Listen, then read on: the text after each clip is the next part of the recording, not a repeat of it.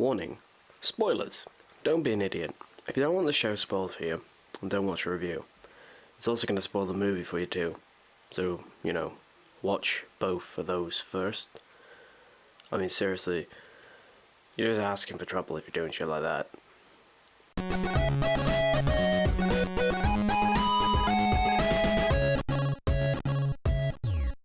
So for those who don't know, Fargo is a TV adaptation of the Coen brothers film of the same name. Both share a lot of similarities. They're both set in snowy Minnesota, both feature random acts of violence, pretty cool accents. A boy you were hoping. Or a little girl. I just about hugged the pants off a little girl. And a case full of money. The show is fantastic. Season 1's just finished and I can't recommend it enough. In fact, why don't I give you a little list of stuff the show does right, as though it's a review of some sort. That's a good idea. Fargo is the definition of a show that has style to match its substance. Every shot is fantastic and picturesque. It makes me want to live in Canada. The use of snow provides with an interesting and unique backdrop. And let's be honest, how many TV shows are set in this sort of place? Not nearly enough, in my opinion. This is a big reason I was a fan of Scott Pilgrim vs. the World. Not only was it a cool film, it had an interesting setting where stuff isn't normally based. Now for the less pretentious part. The advantage I have attracting renowned stars such as Martin Freeman, Billy Bob Thornton and Bob Odenkirk is that you get some absolutely amazing acting. These guys know how to work a script. Martin Freeman's portrayal of Lester Nygaard is amazing. He goes from shambling, stuttering push-around to arsehole, douchebag, shithead. He's like the Canadian Heisenberg. And we also see his vinegar strokes. Just saying.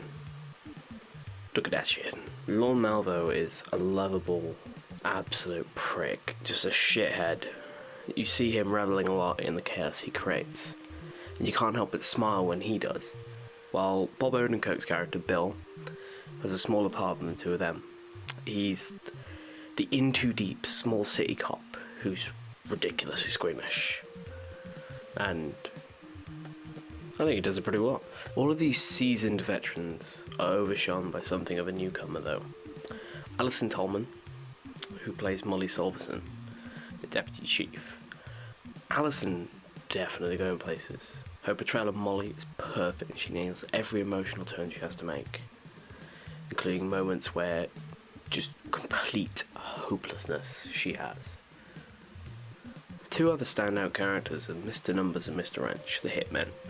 One is deaf, the other is his translator. It's unorthodox but brilliant, and their theme music, it's my ringtone now.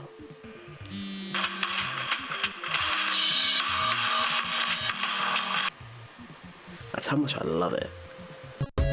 Speaking of music, that's how you do a transition. Fargo has just a great soundtrack. Everything fits the tone, nothing seems out of place or cheesy. The sound design too is astounding. The first episode, there's a recurring motif of Lester's washing machine being broken, and it's constantly fudding around like a guy beating his wife to death with a hammer. Oh, Jesus. The ambient sound of the show follows this by containing recurring fudding sounds throughout. It uses the sound design to amp up tension, and it works. Never have I been more nervous than when I watch a camera pan from Gus Grimley sat in his car. Because I thought for sure, by the sound design and by the music playing, that something bad was going to happen because of the tension. The camera pans across, and it's just a scene transition.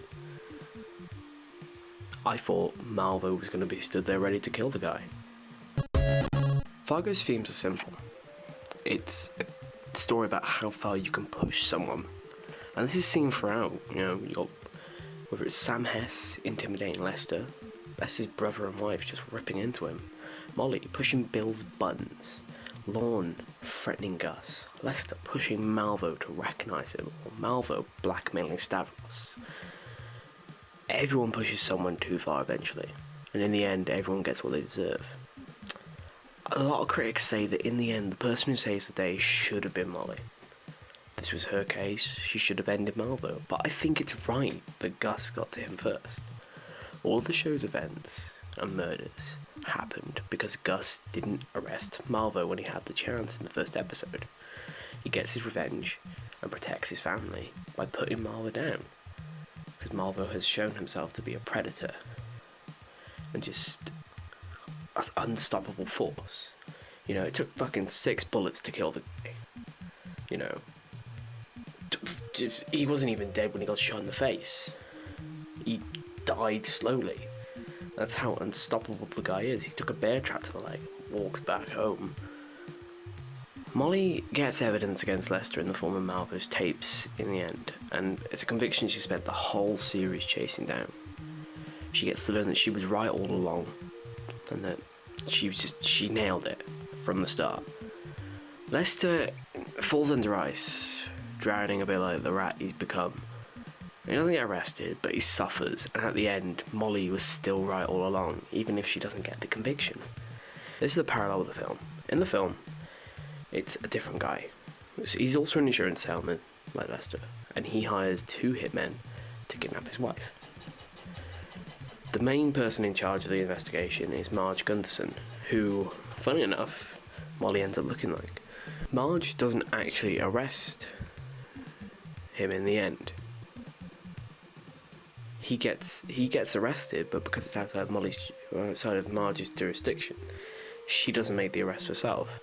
She still saves the day, though. Everything I've said so far has made this show sound really bleak. It really isn't. It's a dark comedy, a common trait for like Coen Brothers films. The show's funny, whether it's from the unusual social moments in random conversations. Told me this story once.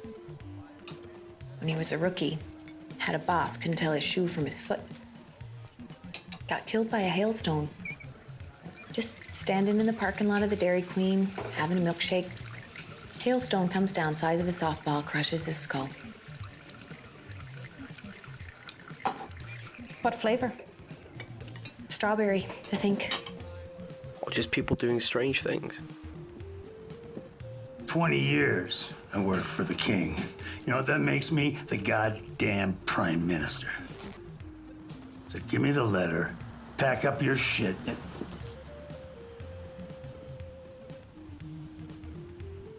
How you doing? Dark comedy runs through the show's veins. It gives it a refreshing feel compared to the bleakness that is Breaking Bad or True Detective.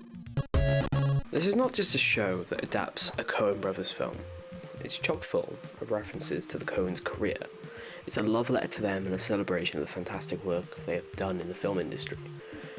One of the biggest references the show has is a scene in episode 6, where we flash back to a young Stavros Milos finding a box full of money in the snow. If you haven't seen the film, this is probably lost on you, but for fans, it was a perfect moment. That bag of money is the same one that Steve Buscemi's character buries before he falls headfirst into a wood chipper. Spoilers. This confirms that the show and film are set within the same universe, which may not seem like a big deal, as the show doesn't cross over with the film any further, but for some, it's a strange comfort. For me, it was anyway. Another reference to the film occurs after the 1 year later time jump. Molly is married to Gus. She's pregnant. She's had a haircut. Gus is no longer an officer of the law, instead has become a mailman. This references the protagonist of the film, Marge Gunderson, and her husband Norm. Marge is still an officer, despite her heavy pregnancy, while Norm has become an artist, who in the end sells one of his paintings as a design for a postage stamp. Malvo himself is a reference to the unstoppable villain the Coens love employing in their films. He's similar to No Country for Old Men's Anton Chigurh and Raising Arizona's Leonard Smalls. Both were unstoppable and formidable men on a mission. Malvo's surviving of 3 bullets in a bear trap is definitely a reference to those Men of Steel. There are references in the background of scenes in the show as well, most notably in the restaurant where Lester confronts Malvo in episode 1. You can see a chalkboard advertising White Russians, the favourite drink of the dude from the Coens' cult hit film, The Big Lebowski. Overall, I have to definitely give the show a 5 out of 5 rating. Nothing has made me more tense than this show. I've constantly been on the edge of my seat, week by week. The show didn't rely on unnerving cliffhangers like Breaking Bad or Game of Thrones. It was a whole different beast. If the rumours are true that Season 2 will follow a completely different story and cast of characters, then I am excited. This has been the review. I'm Nathan, and yeah, GeekCentre or something.